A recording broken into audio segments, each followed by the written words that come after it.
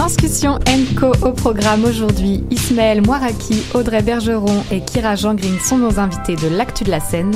Un tête-à-tête avec Annick la Bissonnière dans les grandes discussions. Et entre-temps, notre spectateur Robert Saint-Amour poursuit l'examen du spectre chorégraphique.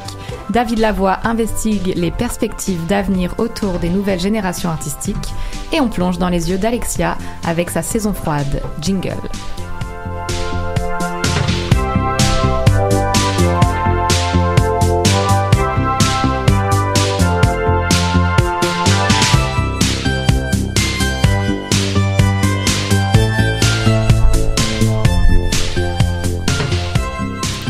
Bonjour à toutes et à tous, bienvenue à Danscussion & Co sur choc.ca tous les vendredis midi depuis début septembre 2018. Danscussion & Co décrypte pour vous l'actualité des arts de la scène, danse, arts et spectacles, société, culture, politique, etc. Tout y passe. Ces 90 minutes culturelles sont faites par le milieu culturel de Montréal et pour les curieux des arts. D'entrevues en chronique en passant par des pauses musicales, vous retrouverez l'équipe du vendredi avec Alexia Martel, David Lavoie, Robert Saint-Amour, Clara Garzarek et moi Maude. Salut Maude. Tout de suite, c'est l'actu de la scène, rencontre avec des artistes qui font l'actualité des scènes montréalaises. Clara, qui est avec nous aujourd'hui? Oui, avec nous 3 invités aujourd'hui. Il est chorégraphe et directeur artistique de la compagnie montréalaise Destin Croisé, qu'il a fondée en 2003 et dont la philosophie rassemble culture urbaine et art de la scène contemporaine dans des fresques chorégraphiques qui questionnent l'individu, la société et leurs enjeux sociaux et culturels. Il s'agit d'Ismaël Moiraki. Bonjour Ismaël. Bonjour. Alors, mettre en mouvement les infinies facettes de l'humanité, c'est l'un des fils conducteurs de ta création chorégraphique. Et est-ce que ce sera encore le cas avec cette pièce, Phénoména, présentée à l'Agora de la danse du 13 au 16 mars? C'est ce qu'on va discuter ensemble.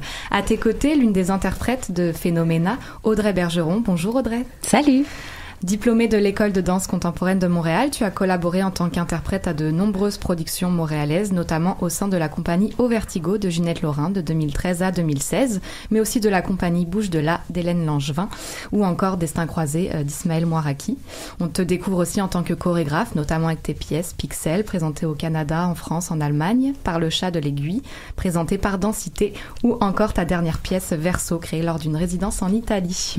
Enfin, avec nous, Kira Jean-Green, chorégraphe et interprète de The Man Who Traveled Nowhere in Time, présenté par Danse et le musée d'art contemporain L'Arsenal, le 12 mars à l'Arsenal. Bonjour Kira. Hello. Alors Kira, tu es née en France, mais tu as grandi en Floride et tu es diplômée de la Juilliard School. Tes pièces ont voyagé aux États-Unis et en Europe et tu as reçu le prix coup de cœur du public au Festival Quartier Danse en 2016. Tu travailles également comme aide chorégraphe, enseignante et danseuse pour les 7 doigts de la main. Oui, c'est ça. J'ai tout juste. Alors merci à tous les 3 d'être avec nous. La danse comme vecteur des phénomènes sociaux et de la condition humaine. Cela semble s'appliquer à vos pièces respectives. C'est un peu la magie des calendriers. D'un côté, on a comment l'influence du monde extérieur agit sur les corps avec Phénoména, et de l'autre, comment le monde extérieur en mouvement perpétuel n'influe justement pas sur un homme. Tu vas nous en parler, Kira. Je me tourne d'abord vers Ismaël. Quel a été le point de départ de cette pièce Phénoména? Le point de départ, c'est parce que j'aborde la notion de la nouvelle technologie. Le simple point de départ, c'est moi en tant que consommateur de cette nouvelle technologie qui est nos iPhones, qui est transmission de données. On est toujours dans ce vocabulaire-là qui s'intègre continuellement dans notre quotidien. Et à partir de là, je me suis posé la question, je me suis dit, dans 1000 ans, où est-ce qu'on s'en va?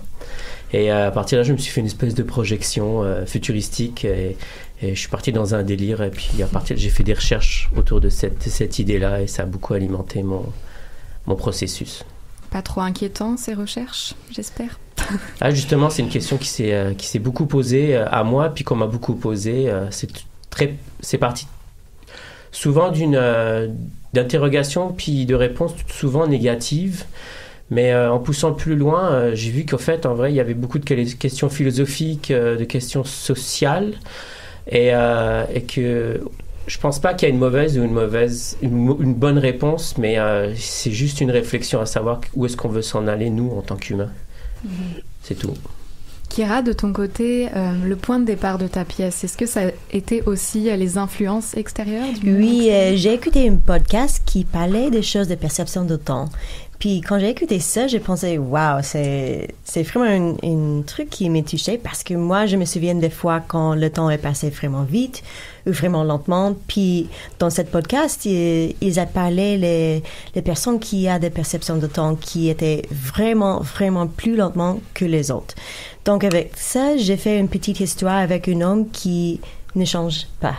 Donc, lui reste le même âge, tout est la même chose pour lui, mais lui ne savait pas pourquoi c'était comme ça. Donc, j'ai fait une petite histoire avec lui, puis tout le monde à côté de lui, il change, they die, everything changes, mais c'est juste lui qui ne change pas. Puis, la raison, c'est parce que lui habite dans the subconscious minds of other people. Donc, j'ai joué avec cette histoire parce que pour moi, c'est un truc vraiment touchant parce que il était des fois dans ma vie où j'ai pensé, oh my God, le temps, it's going so slow, mais aussi les autres moments que j'ai pensé, wow, je savais pas le temps est passé comme ça. Donc, j'ai joué avec ça parce que c'est un truc dans ma vie, je voudrais contrôler. Je sais pas si c'était possible, je pense pas, mais si c'était possible pour jouer avec ça dans ma tête et avec les autres, c'est la chose qui m'intéressait pour explorer avec danse.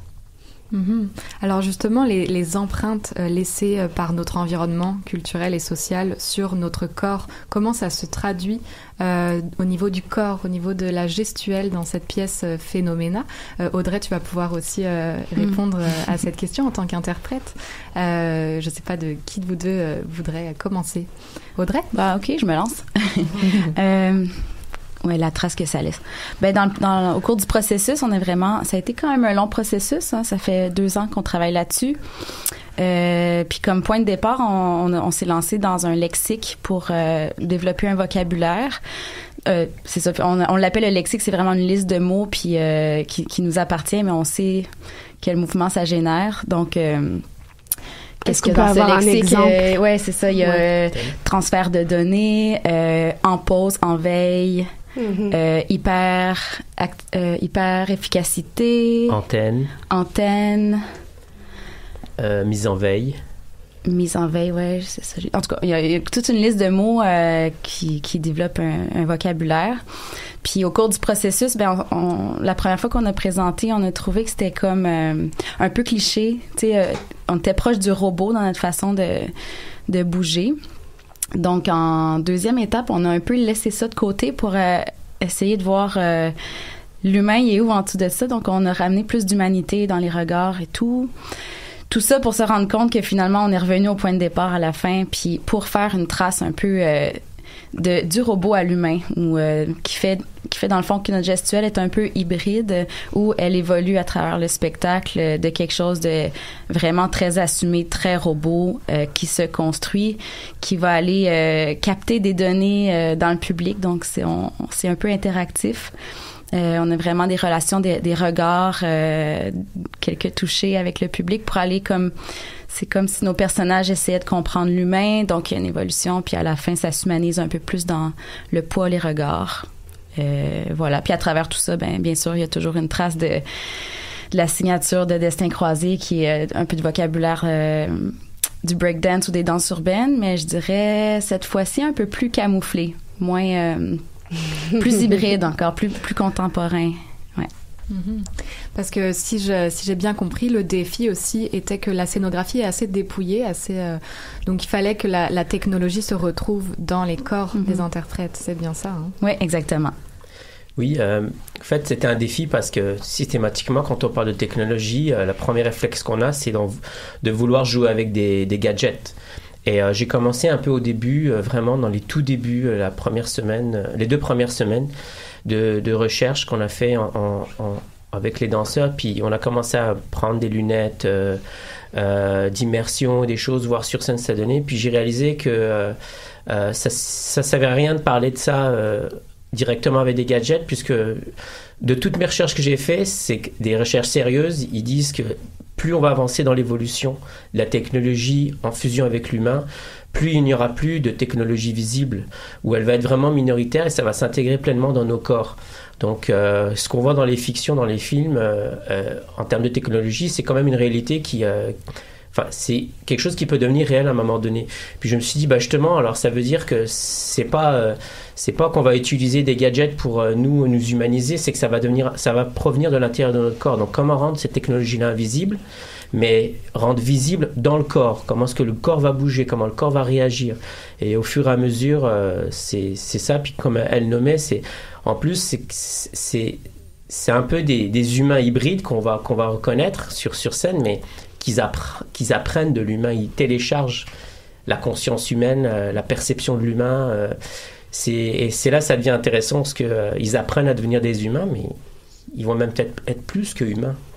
Et il y a une notion aussi de conscience de nous dans la notion de l'ère du vivant. Là, nous, on se met toujours au-dessus de tout, au-dessus des animaux et tout. Mais là, c'est plus pareil, ça va changer.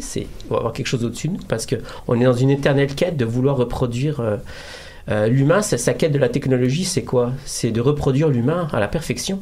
Et donc là, atteindre cet objectif-là, ça va nous mener où?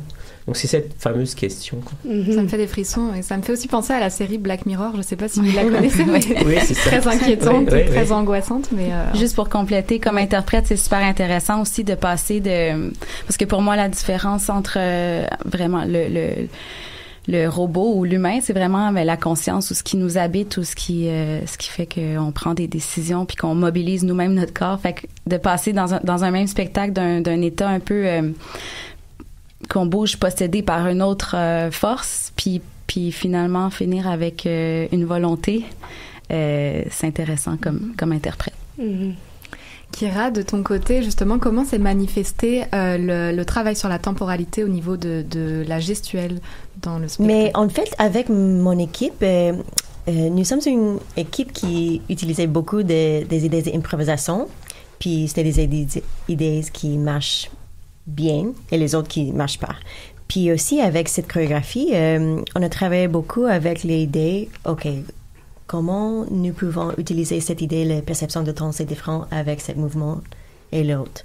Donc, puis aussi, nous sommes une compagnie, a baby company. Donc, c'est vraiment une recherche that we do all the time pour trouver les qualités pour notre chorégraphie spécifiquement. Donc, pour cette chorégraphie, on a travaillé avec le mouvement vraiment vite, lentement, et puis aussi avec parler. Mes danseuses n'aiment pas quand je demande ça, mais c'est vraiment intéressant pour parler. OK, je voudrais te dire une rêve that is about time. Donc, j'ai travaillé beaucoup avec ça, puis on a trouvé beaucoup de choses intéressantes avec ça, parce qu'avec ça, c'est l'idée de chorégraphie derrière le mouvement. Puis, ouais, nous sommes une groupe qui... Improvisation, it's really our number one idea for finding les mouvements différents pour trouver comment nous pouvons bouger différent que different than other people. Mm-hmm. Vous êtes 7 interprètes, dont toi. Mais en fait, nous sommes 8. Mais c'est différent pour chaque projet. Mm-hmm. Puis aussi, je danse dans la compagnie. Et parfois. ça a été un défi pour toi de danser dans ta propre pièce? Oui, mais je danse pas beaucoup, mais je suis là. Présente. Yeah. Et au niveau... j'ai perdu ma question. Elle m'a filé entre les... Moi, j'ai une question pour Kira. La pièce, en tout cas le 12 mars, ça va avoir lieu à l'Arsenal, un musée d'art contemporain, mais qui travaille beaucoup avec les arts visuels et l'immersif. Est-ce que tu as aussi fait appel à tout cet environnement autour de toi? Est-ce que tu as créé en sachant que l'Arsenal serait le berceau de la présentation?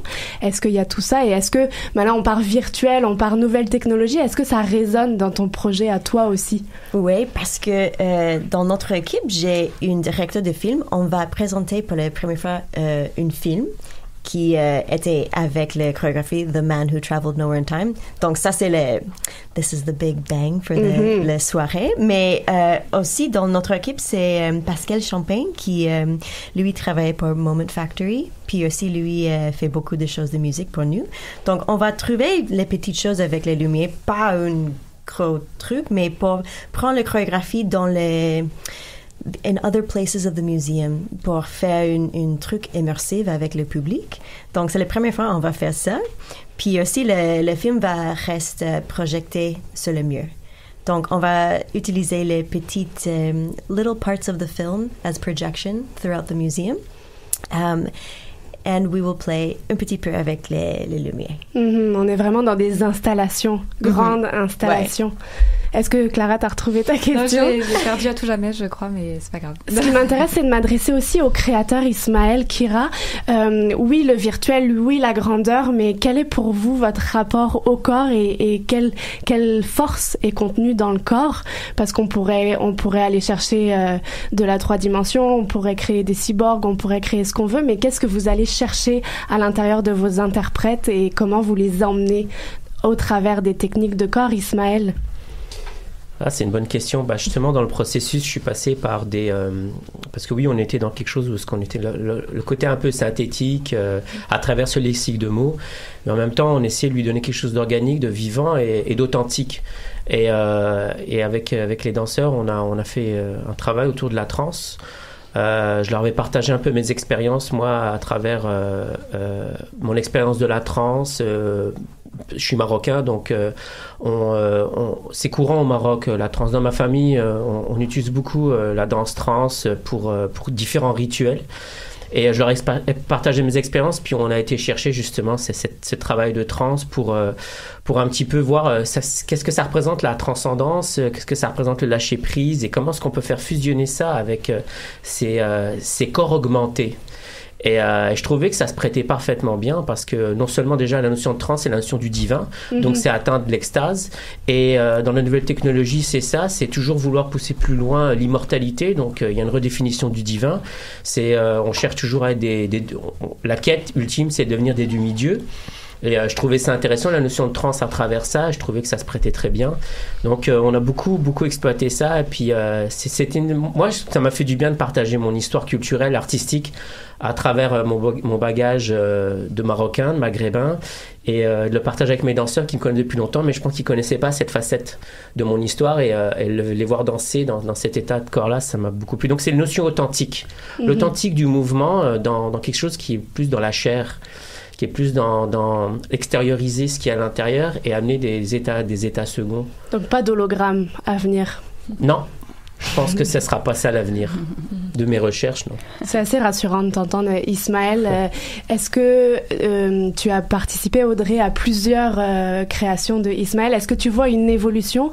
Je pense particulièrement aux effets de groupe, au contact. Est-ce que vous êtes allé chercher quelque chose d'ailleurs, d'autres choses dans ce travail, ou est-ce qu'on est vraiment dans une continuité de destin croisé? Bonne question. Est-ce que je vois une différence? Oui, évidemment. Là, le premier projet auquel j'ai participé, c'était en 2006. Ça s'appelait Loops. C'était mon premier contrat professionnel. Ismaël, il commençait à s'accompagner. Alors, je trouve que il y a le côté un peu narratif qui était très présent au début dans son travail. Puis aussi, la part des danses urbaines était vraiment plus forte. Je dirais qu'aujourd'hui, si je compare le Phénoména avec Loops, ben je trouve qu'on est des danseurs vraiment plus... on est des danseurs plus hybrides, plus issus aussi des danses contemporaines qu'urbaines. Je peux nommer aussi mes collègues qui font partie du spectacle. Il y a Geneviève Boulet, il y a Geneviève Gagné, Félix Cossette et José Flores. Les demi-dieux de Ismaël. Les demi-dieux d'Ismaël Mouraki. C'est beau. L'Agora, si vous nous entendez, voici un nouveau titre pour la pièce. Ouais, c'est vrai. Kira, de ton côté, toute cette force, même si on est dans une installation, une grandeur, qu'est-ce que tu crois dans le corps? Qu'est-ce que porte un corps? Et est-ce que tu irais jusqu'à un hologramme un jour ou non? Pas possible. Mais honnêtement, c'est la première fois qu'on va travailler dans un musée. Puis moi, ça m'intéresse, c'est pour faire pas juste danse. Ce n'est pas un truc intéressant pour moi. Je voudrais essayer quelque chose de lumière, de film. Donc, c'est la première fois que je vais voir comment le corps va rester dans le musée. Puis honnêtement, je ne sais pas, I don't know what will happen or what we will feel. But for me, it's really important to be working with other artists, les autres formes des arts pour trouver une nouvelle, to find the new types of creations. So I don't know really what will happen, mais it's part of our mission statement to be working with other people who do lights, musique, sculptures. Donc, this is something Trip to Light Fantastic is very interested in doing. Donc, un corps influencé par tout ce qui est son environnement. Oui, puis on a fait la visite technique hier soir. Puis je pensais, il était le truc qui pourrait marcher avec notre chorégraphie. Puis aussi, peut-être, on va travailler pas avec les certain pieces of art. Si vous connaissez pas Kira et son travail, Audrey aussi rejoint et ce genre de personnes et d'interprètes sur scène. Il y a quelque chose d'extrêmement magique dans l'interprétation. Il y a un corps qui bouge de façon très très rapide, une vélocité tout en ayant un contrôle et une maîtrise corporelle qui est assez sublime. Il faut aller voir le travail et de Kira et de Ismaël et de Audrey. Audrey également comme créatrice. Est-ce que je te laisse la fin de l'entrevue? C'est déjà la fin, le temps file. On va rappeler les dates de vos spectacles. Alors, The Man Who Traveled Nowhere in Time de Kira Jean Green est présenté par Danse et le musée d'art contemporain L'Arsenal le 12 mars à l'Arsenal. Dans le cadre des Mardis culturels TD, et Phénoména de la compagnie Destin Croisé de Ismaël Mouaraki est présenté à l'Agora de la Danse du 13 au 16 mars, 19h, si mes souvenirs sont bons. Puis aussi, est-ce que je peux dire une autre date? Bien sûr. Ce soir, si tu veux voir des danses des chorégraphes locaux de Montréal, on va faire une présentation ce soir dans l'espace rouge, dans le Wilder, à 7h. C'est cette chorégraphe qui va présenter les petites chorégraphies ensemble. Merci à tous les trois d'avoir été avec nous. On se retrouve juste après Renaissance de l'artiste Elle me tue.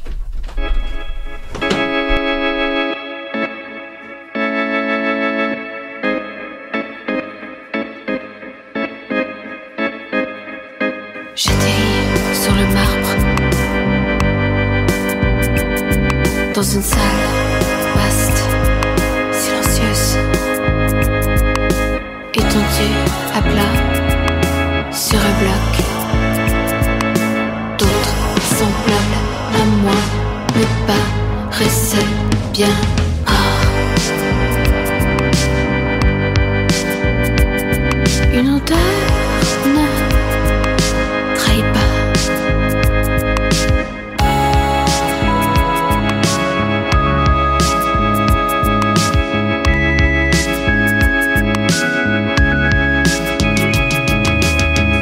Des parois s'illuminent, les hiéroglyphes de ma vie antérieure sur les murs du temps antique. Je les décrypte, puis ma mémoire d'un coup s'effrite. Au loin, un livre dont les pages blanches se tournent une à une sans un bruit. Qu'est-ce que ça signifie? Je franchis une deuxième porte. Je ressens dans toutes mes pores une tristesse infinie.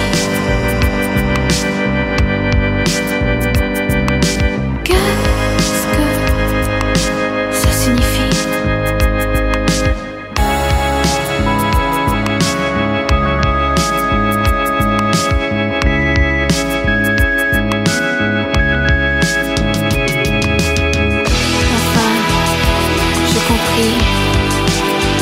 Je n'habite plus la peau qui fait la mienne.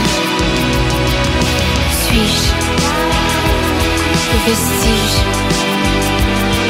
d'une race qui fut la mienne?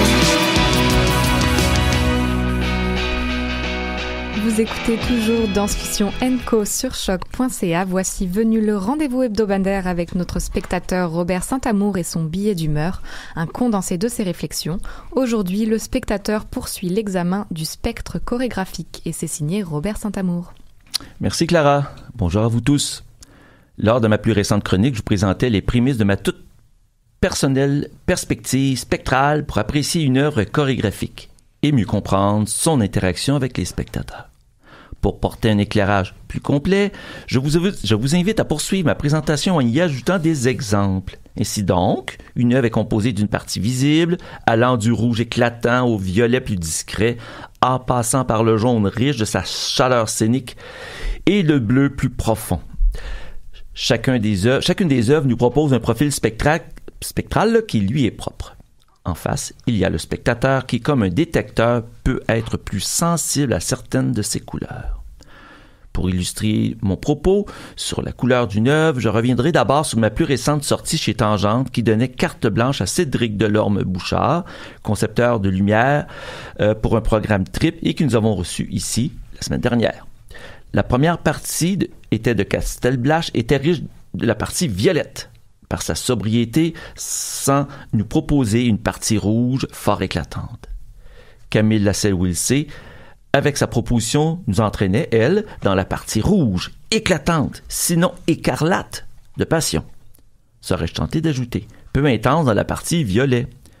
Entre ces deux œuvres, qui possèdent des spectres complémentaires, nous avions droit à Annie Gagnon et une nouvelle version de ma perspective de son rituel géométrique qui nous plongeait tout en profondeur dans le bleu, riche de sa sagesse et de sa poésie. Trois œuvres complémentaires qui, au final, couvraient l'ensemble du spectre dans le visible et pouvaient donc satisfaire un grand nombre de de spectateurs. Mais la partie visible, comme vous le savez maintenant, est complétée par deux autres parties, l'ultraviolet et l'infrarouge. Pour cette fois, je veux porter votre regard vers cette dernière. Cette partie spectrale, touchant nos émotions, se décline en trois parties, le proche, le moyen et le lointain infrarouge. Toute invisible soit-elle, chacune de ces parties produit des effets temporels différents. La partie proche infrarouge de l'œuvre, lorsque présente, c'est surtout, mais pas seulement, au moment de la présentation que nous la ressentirons. Une émotion de joie ou de peine, par exemple, qui pourra se ressentir fortement ou non sur le moment, mais qui pourrait se dissiper assez rapidement. Si les émotions s'avèrent beaucoup plus fortes et qu'ils touchent en nous un point sensible, selon le sujet de l'œuvre, elles pourront produire des harmoniques, comme le diraient les spectroscopistes, qui seront encore fort présentes et qui pourront résonner en nous pour un certain temps, sinon un temps certain. Des exemples éloquents de ce type d'œuvre produisant ce type d'effet nous ont été proposés selon moi ces dernières années par Dina Ashby, qui avec Unrelated, When the Ice Melts, I Will Drink the Water, Pour, ou plus récemment Serpentine, à chaque fois, elle a exploré l'univers féminin ou celui de notre mère nature, durant lesquels elle nous plongeait dans une mer d'émotions. Et à chaque fois, à des nuances près, j'ai ressenti fortement et profondément ce que peut être une agression, fortement colorée de violence. Avec une simplicité scénique fort efficace, chacune de ces œuvres nous interpelle au moment de la rencontre, mais aussi et surtout bien longtemps après. Par exemple, durant Serpentine, incarnée par Aurélie Morin, elle le faisait en 3 temps relativement identiques, durant lesquels la notion d'harmonique, caractéristique des infrarouges, prend tout son sens. Spectateur suis-je, mais aussi un peu observateur, j'ai pu assister au départ de bon nombre de spectateurs tout à fait similaires au phénomène de saturation d'un détecteur. Montrant bien que notre capacité de détection est fort variable et surtout limitée. Mais peu importe, lorsque nous repartons, impossible de ne pas méditer longtemps sur son propos appuyé qui n'avait pourtant pas une intensité si forte dans la partie du visible, mais qui répercutait en harmonique. Je pourrais poursuivre plus de l'avant vers la région de l'ultraviolet, mais pour l'instant, je m'arrête ici. Bonne prochaine semaine de danse.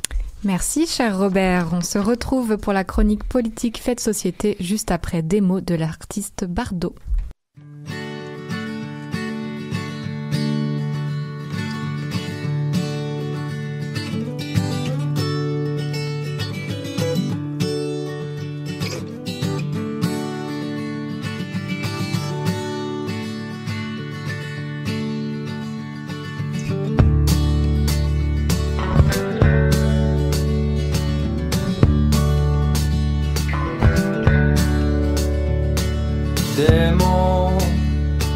des mots, tu veux des mots. Tout ce qu'il me reste m'apparaissent de trop. Des mots, tu veux des mots. J'ai beau fouiller, je ne trouve pas ce qu'il faut. On me dit que c'est ainsi, que c'est la vie et puis que tôt ou tard on s'égare et tout est fini. Je ne sais pas pourquoi, je n'y crois pas. Du temps, tu veux du temps. Celui qu'il nous reste se compte en instants. Du temps, il nous faut du temps. Jamais on s'imaginait un jour en rêver autant. On me dit que c'est ainsi, que la vie est tordue, que tôt ou tard on s'égare et on ne se retrouve plus. Je ne sais pas pourquoi, je n'y crois pas.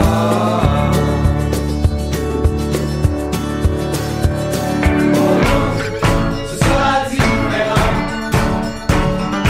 Eux, ils n'ont rien compris.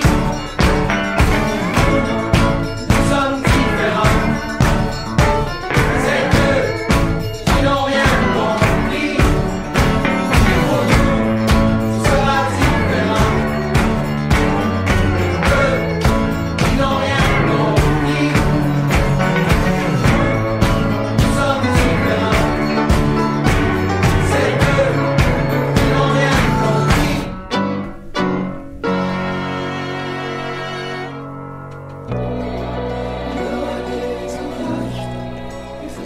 Nous sommes de retour sur choc.ca. Avec nous, David Lavoie vient de nous rejoindre pour sa chronique politique Fait de société du vendredi 1er mars. De semaine en semaine, en alternance avec Jérôme Pruneau, que l'on salue là où il est aujourd'hui. Il pose ses réflexions sur le papier, suggère, approfondit, questionne, réagit. Il y a 2 semaines, David nous proposait une réflexion sur la manière d'intituler la danse au Québec d'un point de vue linguistique, que vous pouvez toujours réécouter en podcast. Et cette semaine, il réfléchit aux perspectives d'avenir de nouvelles générations artistiques avec une chronique intitulée Dans les plafonds de verre. Bonjour David, je te cède le micro. Bonjour Maud et Danscussion. Alors, l'avenir, c'est la jeunesse, on le sait. Il faut faire de la place à leurs idéaux. J'ai commencé à travailler dans le milieu du théâtre en 99. Je sortais de l'école des hautes études commerciales. J'étais endetté jusqu'au cou. Je vivais dans un 3,5. Je ne savais pas ce que je voulais faire de ma vie, un cas comme tant d'autres. En sortant de l'université, j'ai rencontré des jeunes de ma génération qui avaient à peu près le même profil, à la différence près que j'étais un gestionnaire égaré et eux, des artistes assumés.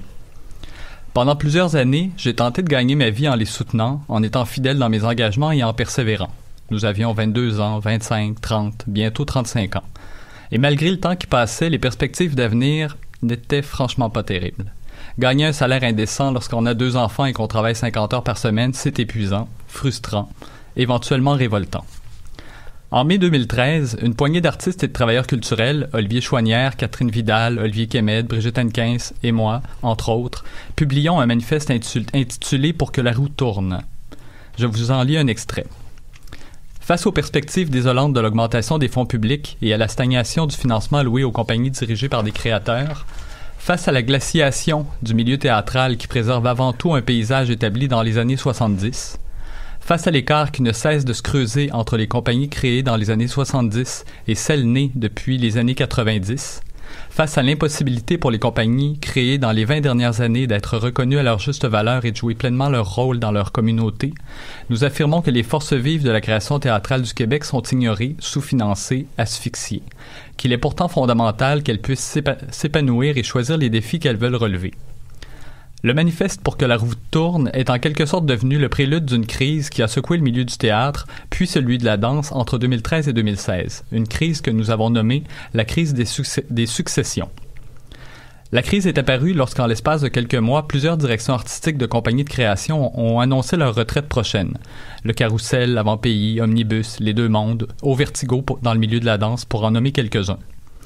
Du même élan, ces directions ont tour à tour annoncé qu'elles passeraient les rênes de leur compagnie à de jeunes artistes, choisis à leur discrétion, plutôt que de fermer leurs portes comme nous le pensions. Jusque-là, nous imaginions que le départ à la retraite de ces artistes créerait de l'espace pour les plus jeunes compagnies. Mais non. Nos prédécesseurs avaient l'ambition de dicter la suite des choses. Ce qui nous choquait, c'était de constater que les subventions pouvaient être transmises d'un artiste senior à un dauphin, sans que les jurys des conseils des arts n'aient leur mot à dire, c'est-à-dire sans que la qualité artistique du dauphin ne soit évaluée de manière comparative, c'est-à-dire comme au Moyen Âge, lorsque les rois transmettaient leur pouvoir à leurs fils. Les subventions de l'État, dans le cas qui nous occupe. Le dauphin d'un directeur artistique pouvait ainsi hériter d'une compagnie hautement subventionnée, alors qu'un artiste qui développait sa pratique dans sa propre compagnie depuis 10, 15 ou 20 ans n'avait pour sa part aucune perspective de voir son financement s'accroître. Devant la multiplication des cas, l'indignation des jeunes compagnies s'est bientôt transformée en colère.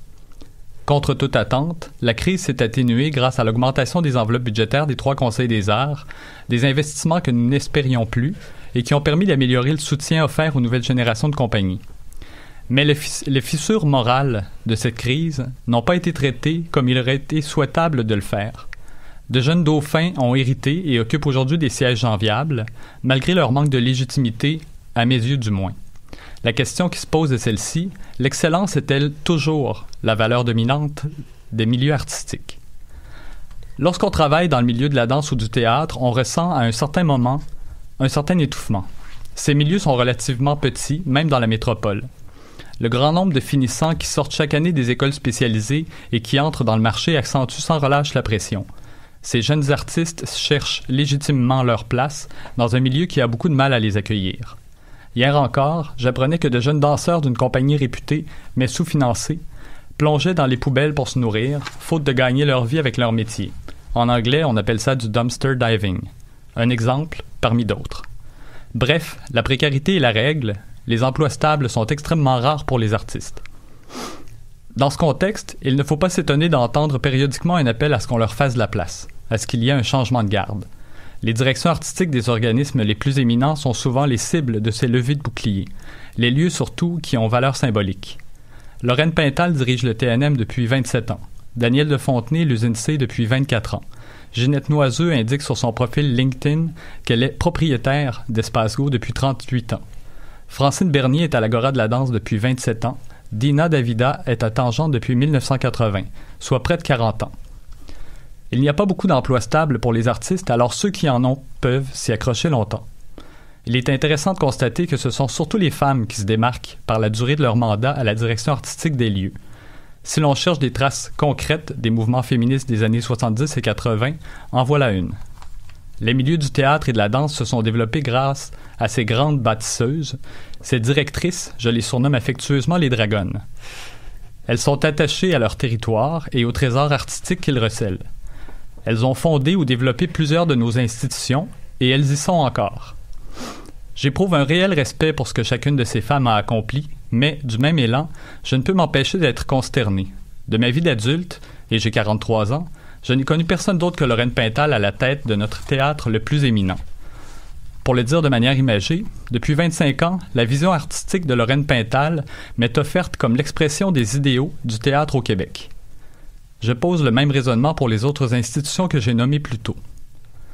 Il y a quelque chose d'irréconciliable entre la reconnaissance que j'ai pour ces grandes artistes qui ont consacré leur vie à développer nos institutions et le fait que la durée de leur mandat me paraît être une entrave à l'émergence des nouvelles générations et des nouvelles idées. Toutefois, étant donné le statut privé des organismes qu'elles dirigent, la seule chose que l'on puisse reprocher à ces dragonnes, c'est de ne pas avoir su inventer la suite. En ouvrant le passage, en avançant, en créant de l'espace pour celles et ceux qui les suivent, elles réconcilieraient l'inconciliable. Pour garder Lorraine en exemple, on se souviendra néanmoins qu'elle a tenté de se lancer en politique avec le Parti québécois en 2014, ou qu'elle travaille présentement à la construction d'une petite salle additionnelle pour le TNM. On ne pourra pas dire que ce n'est pas faute d'essayer. Il ne faut pas regarder très loin dans le passé pour découvrir les politiques publiques qui ont façonné les milieux. La Fondation des Conseils des arts est certainement le catalyseur le plus important du développement des arts au Québec. Or, le Conseil des arts de Montréal a été fondé en 1956, celui du Canada en 1957 et celui dont l'apport est le plus important, le Calque, en 1994. En somme, à quelques exceptions près, les institutions et les compagnies artistiques que nous connaissons aujourd'hui ont toutes été fondées au cours des 60 dernières années. C'est une réalité qu'on oublie facilement tant les milieux artistiques paraissent pérennes. Les Conseils des arts ont permis d'établir des milieux artistiques extrêmement dynamiques au Québec, mais leurs fonds sont vite apparus insuffisants pour soutenir un développement multigénérationnel. Dès les années 2000, on parlait déjà d'une génération sacrifiée qui n'avait pas eu un accès raisonnable aux moyens de création comme ses prédécesseurs. Il serait utile que nous clarifions quelques règles pour favoriser l'établissement d'écologies artistiques plus saines et équitables en matière d'accès au financement public. Il nous faudra d'abord accepter de laisser mourir certains organismes, en particulier les compagnies dédiées à un artiste, lorsque celui-ci termine sa vie professionnelle. Les subventions attribuées aux compagnies de création devraient être personnalisées, c'est-à-dire identifiées aux artistes qui les ont fondées. Je m'incline devant Paul-André Fortier et son directeur administratif Gilles Savary, qui nous donne un exemple de sortie de piste honorable. Je vous invite à observer ce qu'ils ont accompli ces dernières années, notamment leur testament artistique. Il faudra ensuite identifier ce qu'on veut garder en vie, ce que nous voulons comme institution. Puis, pour maintenir la vitalité des milieux artistiques, nous devrons déterminer des durées maximales de mandat pour les directions artistiques de ces organismes. Après 10 ou 12 ans, il est certainement temps de passer les rênes.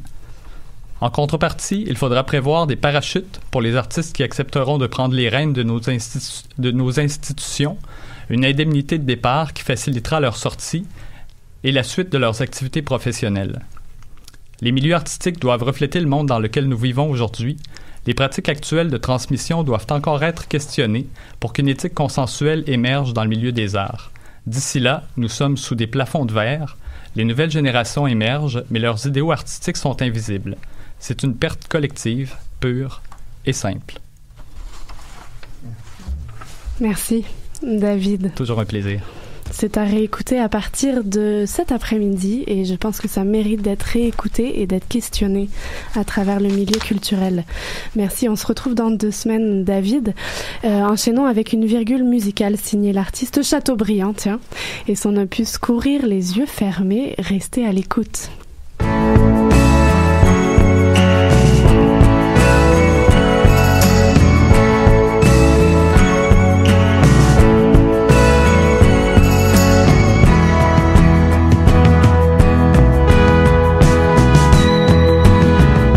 On s'est embarqué vite. À mon âge, j'ai le cœur qui prend l'eau. Il fait moins 18. Pas besoin de miracle pour marcher sur l'eau.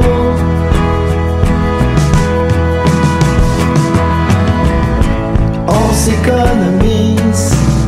On pourrait se perdre dans un détour. J'attache bien ma chemise. Puis je garde du gaz pour le retour. Parce qu'on court les yeux fermés. Parce qu'on court les yeux fermés.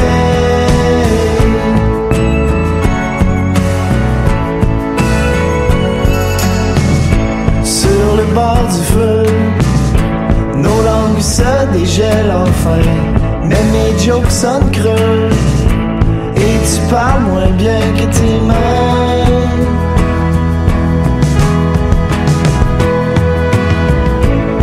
Passe tes ongles sous la gale de mon sommeil.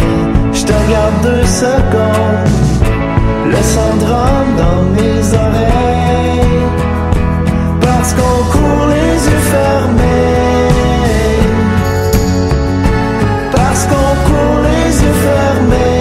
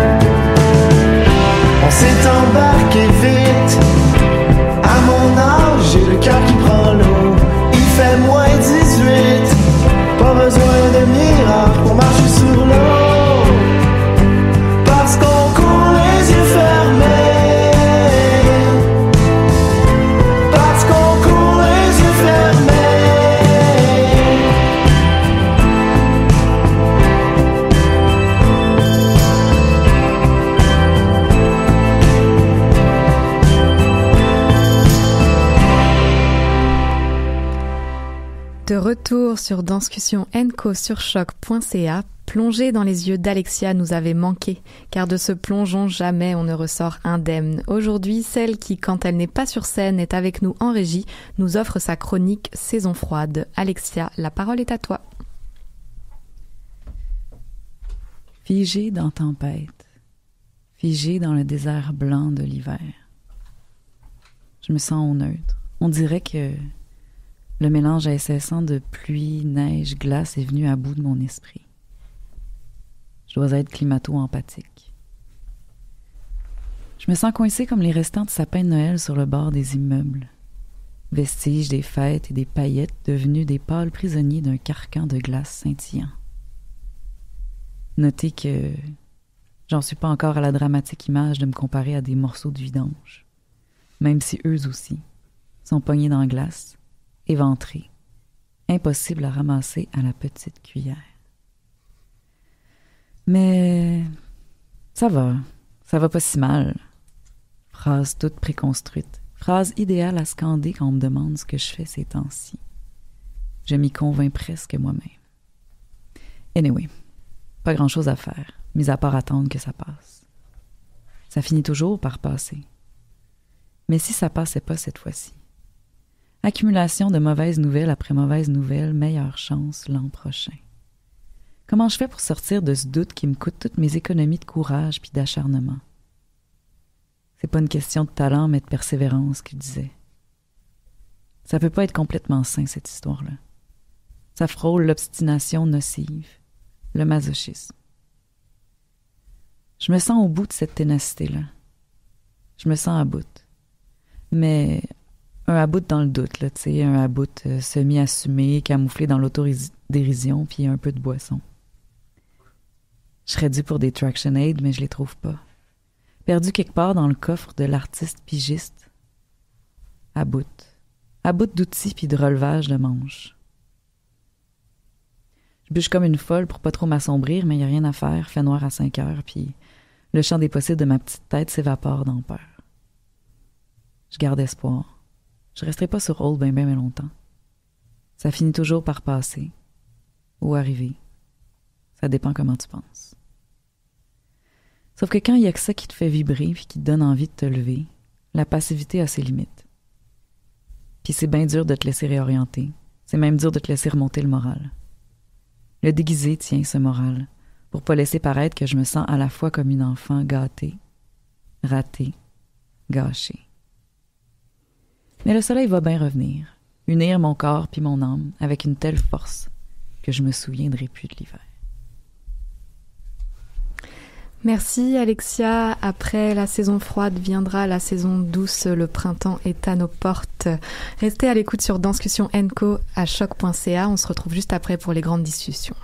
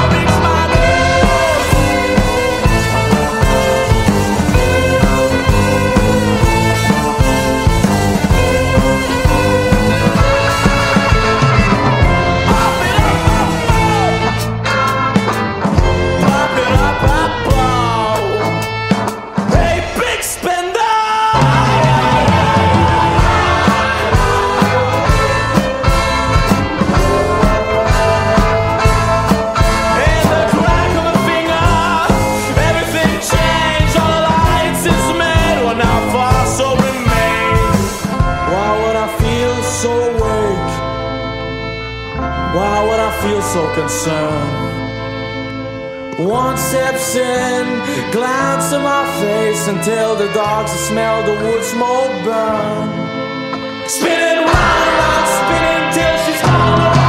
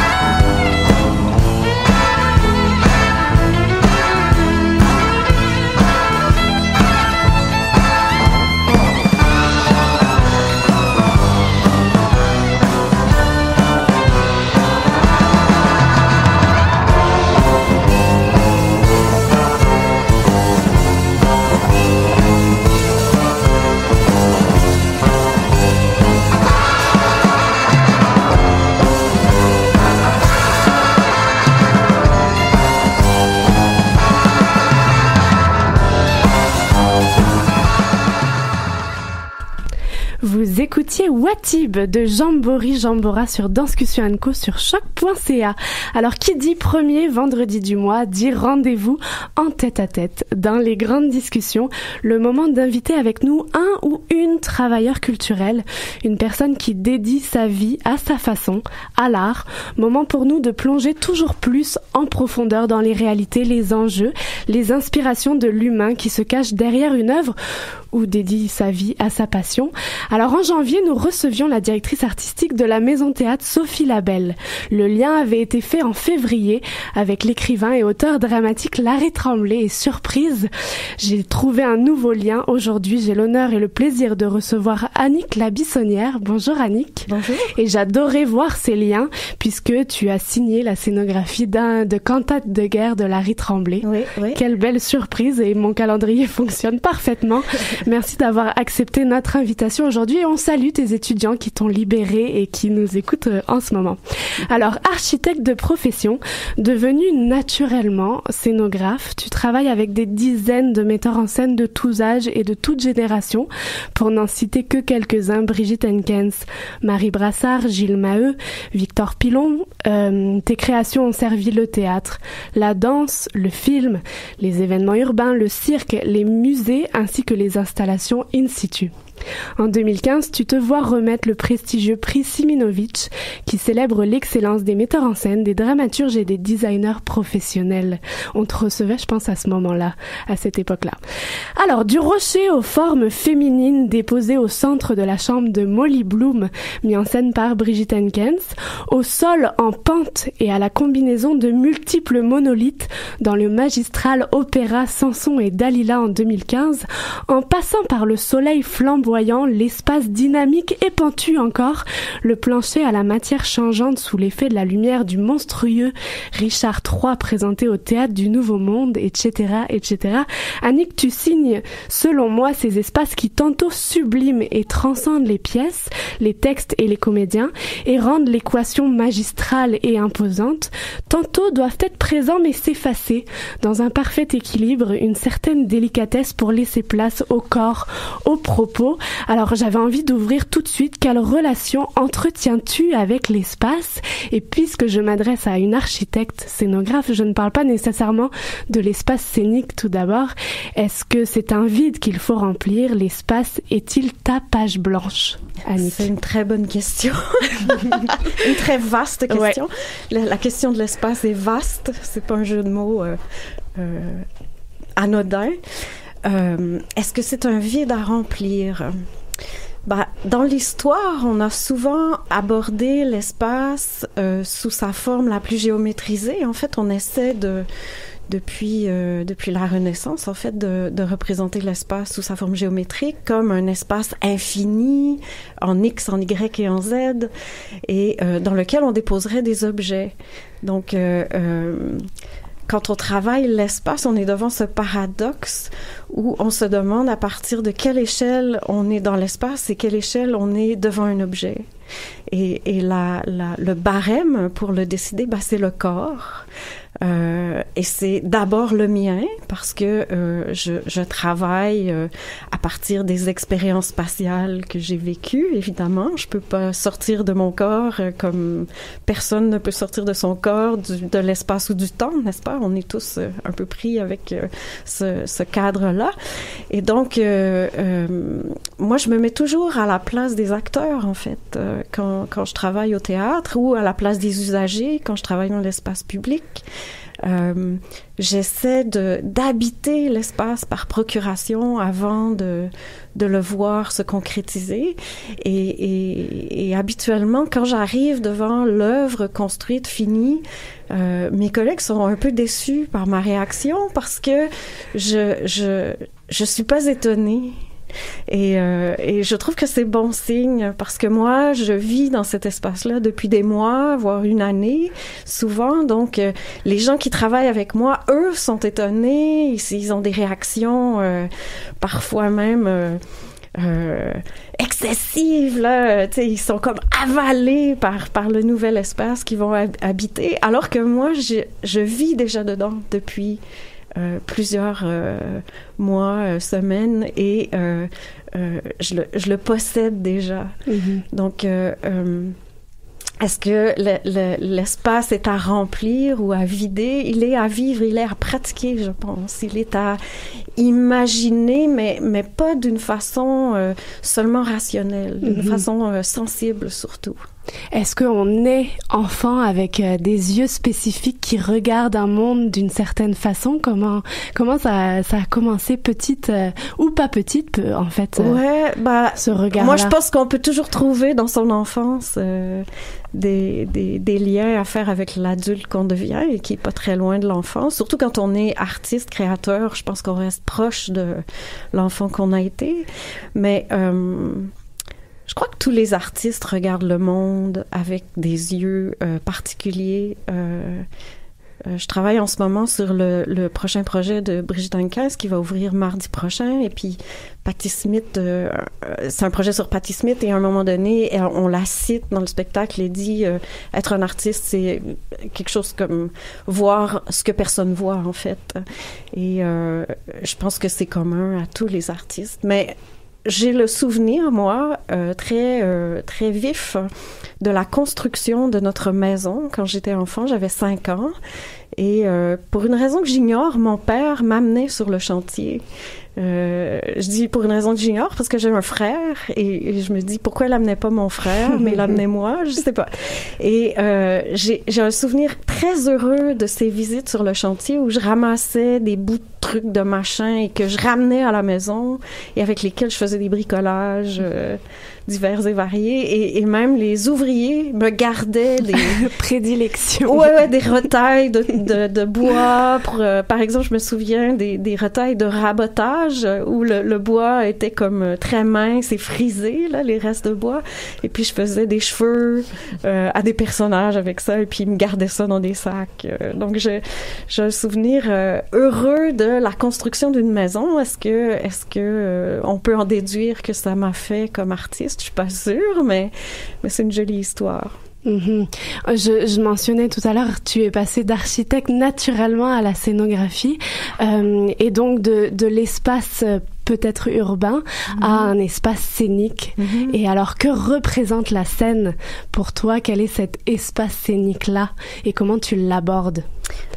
Une scène, au fond, c'est une loupe, hein. C'est un endroit, un lieu, un espace qui est délimité et par un cadre ou pas. Des fois, le cadre, il est pas physiquement là, mais il est quand même dans l'œil du spectateur. Et c'est un espace dans lequel il y a une convention qui nous permet de représenter les choses sans le faire de façon réaliste nécessairement. Et donc, c'est un espace poétique. Et pour moi, j'ai jamais fait la différence entre le travail de l'architecte et le travail du scénographe. Pour moi, c'est la même chose, seulement la scénographie met l'accent sur un axe du travail de l'architecte, en fait, qui est l'axe où on exploite la relation entre le corps et l'esprit, je dirais.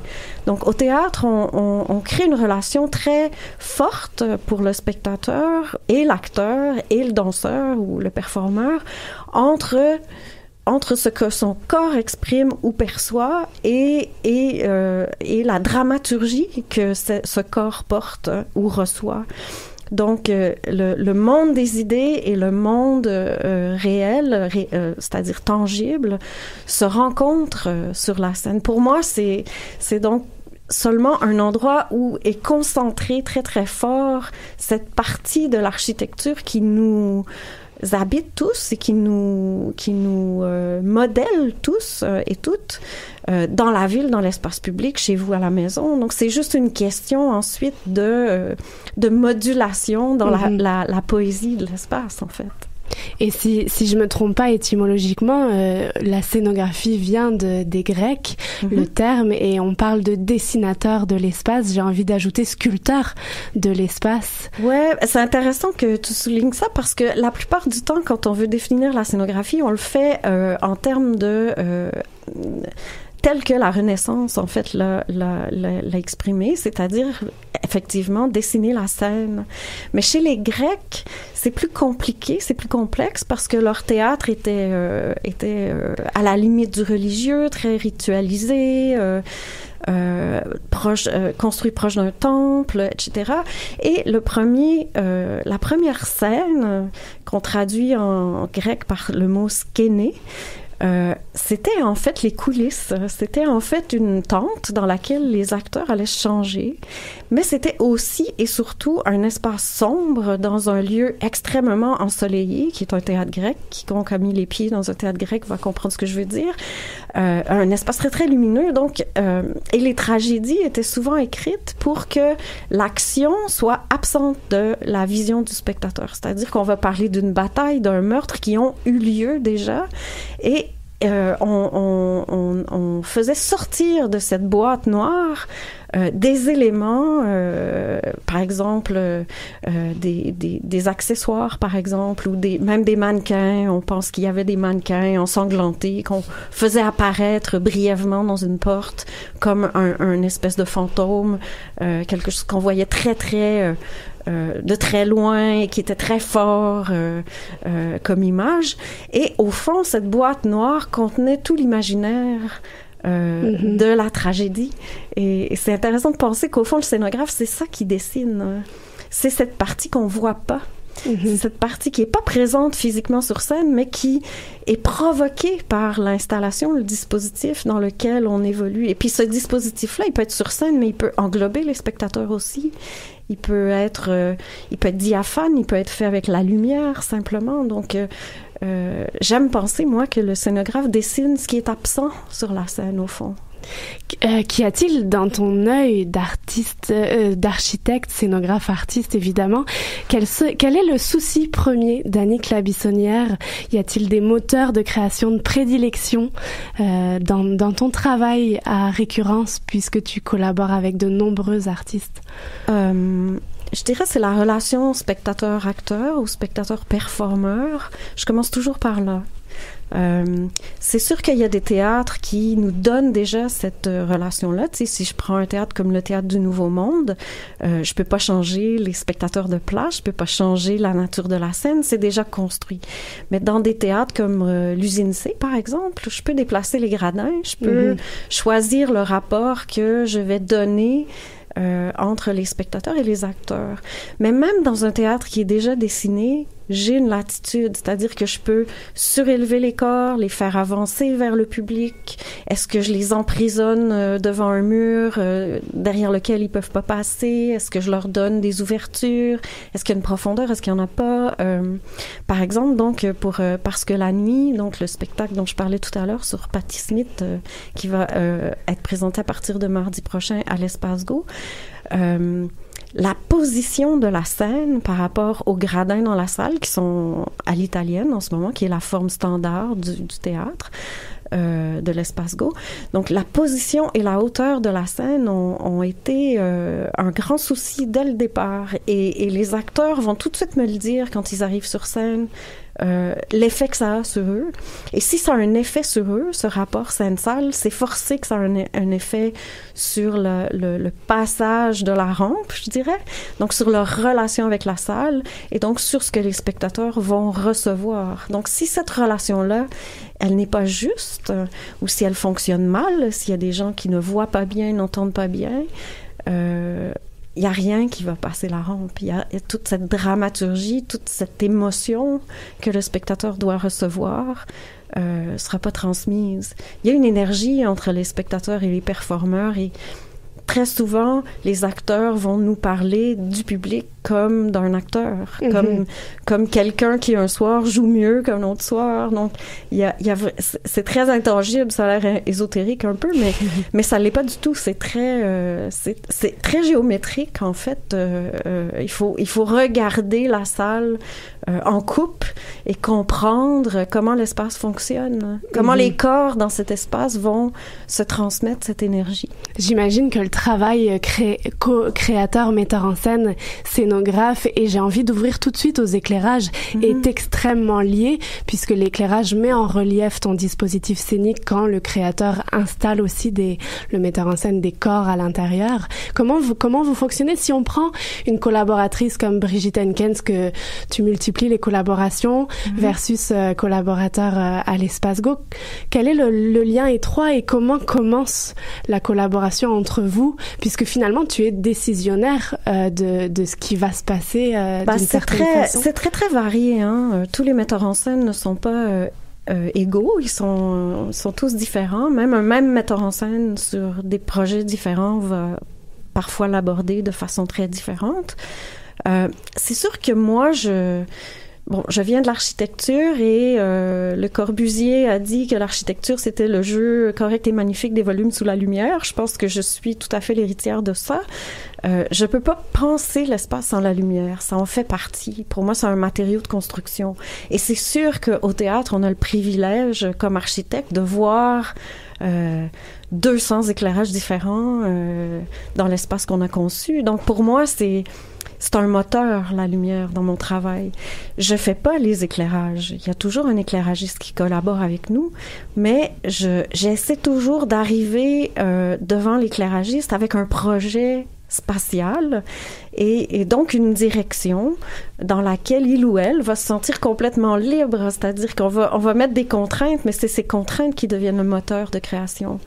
Et donc j'aime explorer la lumière en création, et quand l'éclairagiste arrive dans l'équipe, en général, j'ai fait cette recherche-là. Et c'est toujours heureux, c'est jamais...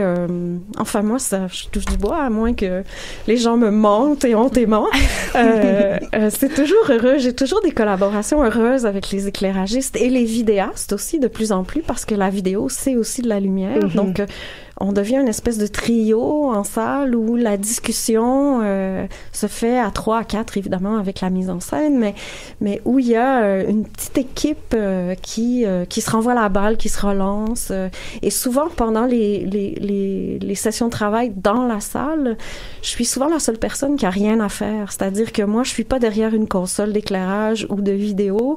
J'ai pas de correction à apporter sur une machine. Donc, je suis souvent l'œil qui va regarder l'ensemble de la scène, qui va libérer la mise en scène, justement, d'avoir à regarder ailleurs que les acteurs ou les danseurs. Et moi, je vais regarder plutôt l'ensemble, donc je vais faire comme une espèce de direction artistique, si on veut, mais toujours en collaboration. Moi, ce qui m'intéresse au théâtre, c'est le travail d'équipe. Sinon, sinon je serais peintre, je pense. Mais qui a assisté à tes créations ou à tes dispositifs se demande comment ça peut être modifié dernière minute, puisque c'est souvent très magistral et de très grande ampleur. Alors, est-ce que c'est par les éclairages qu'on peut aller peut-être changer, réajuster, ou est-ce qu'on change clairement un décor dernière minute? Non, ça c'est impossible. On n'a pas ces moyens-là, malheureusement. En Europe, oui, j'ai vu ça, des gens qui construisent des choses et qui répètent dedans, les modifient, reviennent, changent d'avis, jettent à la poubelle le truc, recommencent. Nous, on n'a pas ce loisir-là. Mais quand je parle de contraintes, tout à l'heure, c'est de ça dont je parlais. Donc, moi, je dessine un dispositif qui va permettre à l'éclairage de s'épanouir. Donc, je changerai pas le dispositif une fois en salle, mais on peut changer la partition lumineuse une fois en salle. Et ça, c'est chouette. Ça, c'est un grand privilège, encore une fois, de pouvoir polir comme un beau bois ancien l'œuvre jusqu'à la dernière seconde avec la lumière. Et Dieu sait que la lumière peut tout changer dans l'espace. Moi, j'ai vu des très mauvais dispositifs sauvés par la lumière. Le contraire est aussi vrai, c'est-à-dire qu'un mauvais éclairage dans un bel espace, c'est pas mieux non plus.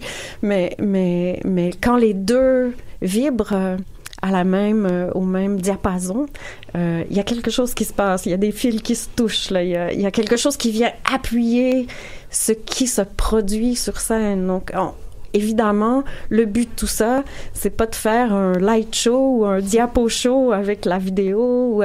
Le but de tout ça, c'est de coller à la dramaturgie et de la soutenir et d'y participer sans jamais offrir un regard surplombant, sans jamais dépasser l'acteur. Il faut toujours que l'attention reste sur l'être humain, puisque c'est de ça dont il est question dans les arts vivants. C'est qu'il y a un vrai être humain sur scène qui sort ses tripes et qui se donne à 100 000%. Donc, il y a un équilibre à trouver dans tout ça. Donc, tu parlais de structures imposantes, tout ça, mais des fois, c'est pas des structures si imposantes. Souvent, c'est la lumière qui crée cette impression d'ouverture ou de plan plus serré. On peut faire des effets presque cinématographiques sans utiliser de matière, juste avec la lumière. On va poursuivre ensemble dans la discussion. On va se faire une petite virgule musicale pour reprendre le souffle. On abordera beauté, on abordera l'œil de spectatrice que je veux interroger, mais aussi comme tu es pédagogue, on va ouvrir sur la nouvelle garde de futurs scénographes en deuxième partie de l'émission. Je vous propose une petite virgule musicale avec Poison de la charmante Laurence Anne. Je t'ai vu grimper au sommet de la tour, gratter les nuages pour t'en faire des pansements, couvrir les blessures qui restent ouvertes trop longtemps. Je t'avais pourtant prévenu de ne pas rester trop près de moi, de garder tes distances. Mon champ magnétique est un piège.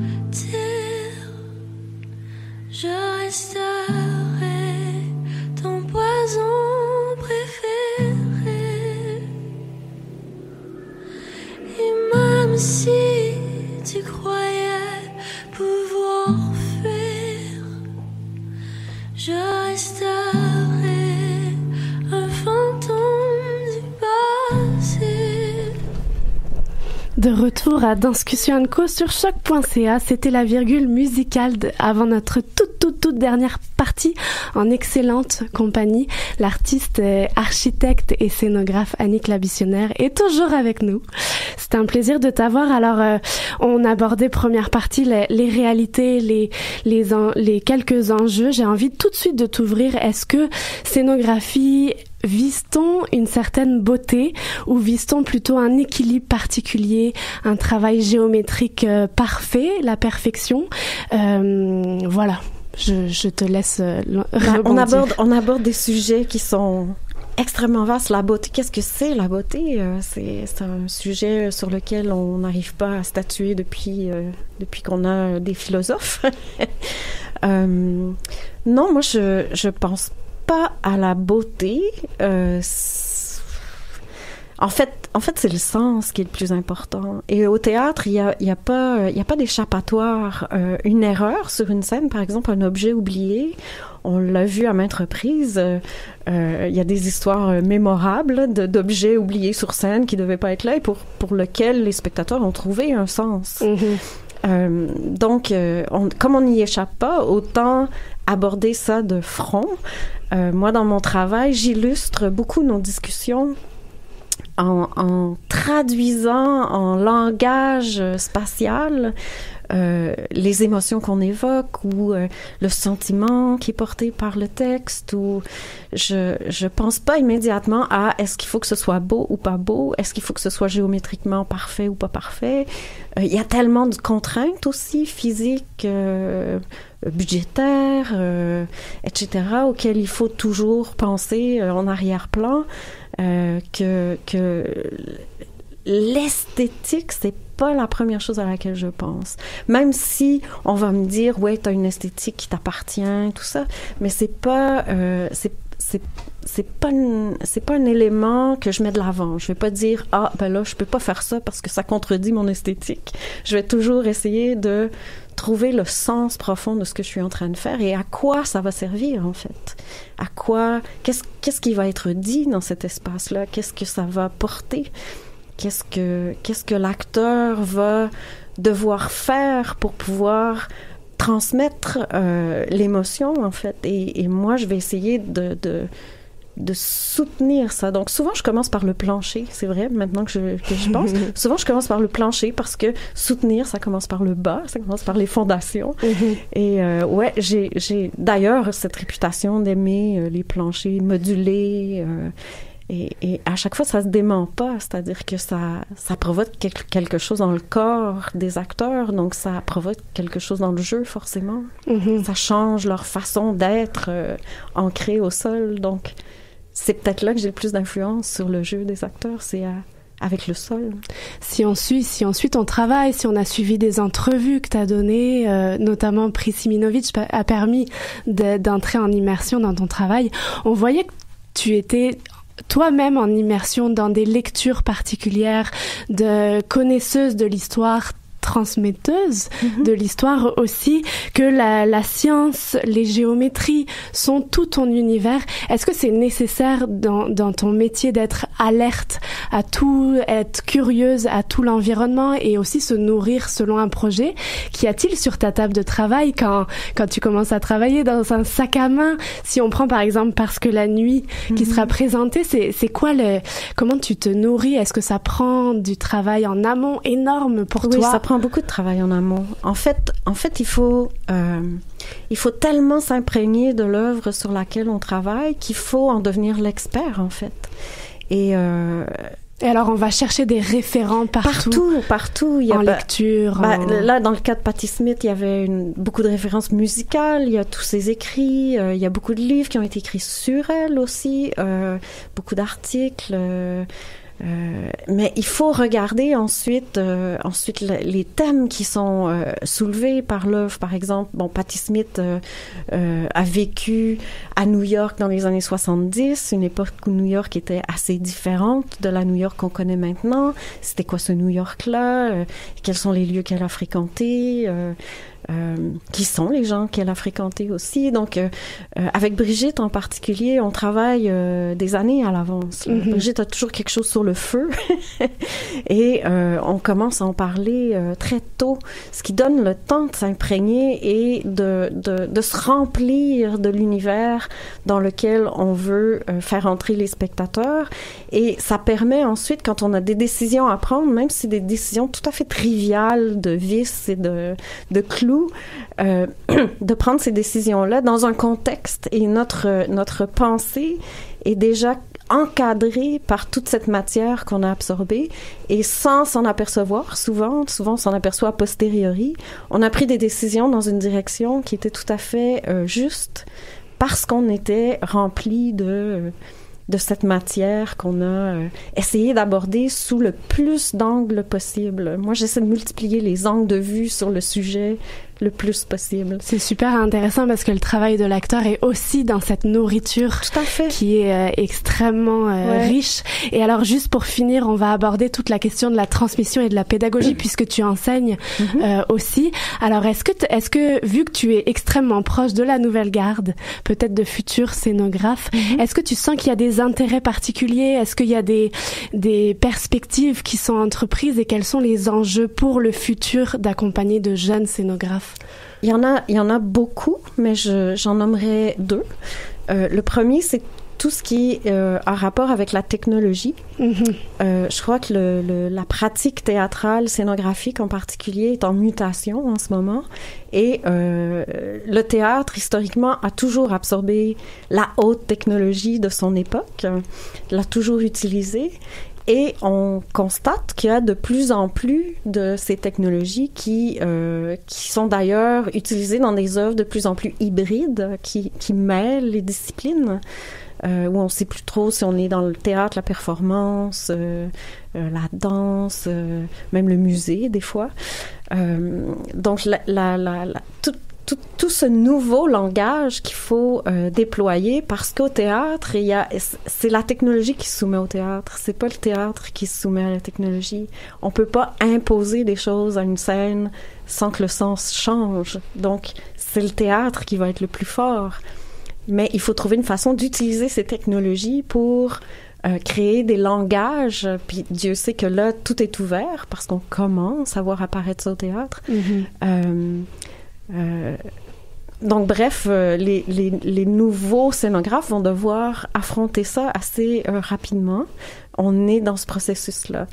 Le deuxième point sur lequel il faudrait insister, c'est le fait que, comme on est dans une période de mutation, il y a beaucoup de fragilité et ce serait faux de croire que parce que le milieu du théâtre montréalais est très actif, qu'il n'est pas fragile. Il y a de plus en plus de gens sur les productions parce que quand on intègre des technologies, il faut intégrer des personnes qui vont manipuler ces technologies. Il y a de plus en plus de gens, donc, mais il n'y a pas plus de sous. Et ça fait beaucoup d'années qu'il n'y a pas plus de sous dans les théâtres pour les artistes. Et moi, je me fais du souci pour les prochaines générations. Déjà que la mienne, on se faisait du souci pour elle. Ouais. Je trouve que les jeunes artistes, aujourd'hui, ont tout un défi à relever parce qu'il faut qu'ils fassent comprendre aux décideurs l'importance de l'art. On vit dans un monde aujourd'hui où l'art n'est plus enseigné dans les écoles primaires, par exemple. On amène de moins en moins les enfants au théâtre, dans les musées. Et donc, ce goût-là n'est pas développé dès un très jeune âge. Et on le constate une fois devenus adultes. Ils choisissent pas nécessairement des métiers dans lesquels l'art se déploie. Donc, moi, je me fais un peu de soucis pour ces nouvelles générations. Quand j'imagine la créativité ne fait que déborder de leur côté également et qu'ils ont vraiment une grosse envie. Merci beaucoup, Annick. Je vous en prie. Sur ces mots que nous allons terminer. Donc, évidemment, si vous voulez découvrir la dernière scénographie d'Annick, c'est Rendez-vous à l'Espace Go à partir de la semaine prochaine, du 5 au 21 mars prochain, avec Parce que la nuit. Et également, naviguer naviguer au travers des images sur son site Atelier Labi. Ça vaut la peine d'aller voir ses constructions et poursuivre également la lecture ou la discussion en se procurant la prochaine revue, la revue 170 de Jeux Magazine qui consacre la couverture. On a le plaisir de découvrir son visage si on ne le connaît pas, ainsi que la signature de son texte. Il sera lancé le 12 mars prochain. Donc ça vaut la peine de plonger là-dedans. Merci Annick d'avoir été avec invité. nous. On te renvoie vers tes étudiants. Et je vais clore les 90 minutes culturelles de ce vendredi 1er mars. Et qui dit 1er mars aujourd'hui dit 2 mars demain. Et bien évidemment, 2 mars à Montréal, c'est la Nuit Blanche, ce moment pour petits et grands de dévorer des activités artistiques à gogo et durant toute une nuit et avec tous les types de portefeuilles, mais surtout du petit prix. Si vous n'avez pas encore fait votre itinéraire nocturne, réécoutez les suggestions de Clara de la semaine passée. Et pour les amoureux de la mode et de la culture, demain débute officiellement la première rétrospective de 35 ans de carrière consacrée au couturier Thierry Mugler, couturissime au Musée des Beaux-Arts de Montréal. Costumes de ville, costumes de scène, extravagance de création. On fonce voir cette exposition et les derniers mots reviennent à ma chère partenaire Clara. Oui, merci Maude, merci à tous nos invités, collaborateurs et chroniqueurs du jour. Merci à vous, nos auditeurs. Nous vous donnons rendez-vous la semaine prochaine pour une nouvelle émission de Danscussion & Co sur choc.ca. Bonne nuit blanche et bonne fin de semaine à tous.